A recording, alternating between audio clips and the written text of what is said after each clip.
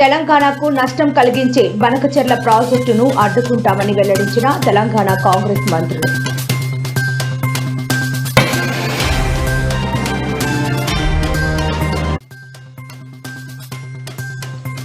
తెలంగాణ ప్రజలకు హెచ్చరిక, high alert ప్రకటించిన వాతావరణ శాఖ.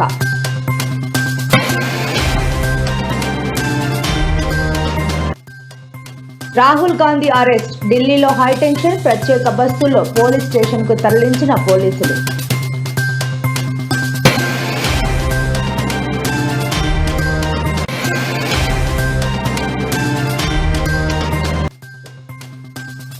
బస్సు ఆపలేదని ఆర్టీసీ బస్సు డ్రైవర్పై మహిళ దాడి, సంచలనం రేపుతున్న వీడియో.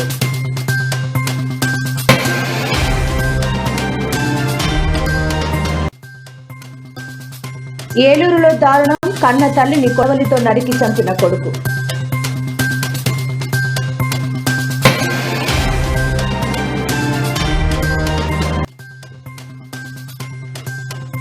అసమర్థ కాంగ్రెస్ పాలనతో తెలంగాణలో తీవ్ర ఆర్థిక సంక్షోభం నెలకొంది అని మండిపడ్డ కేటీఆర్.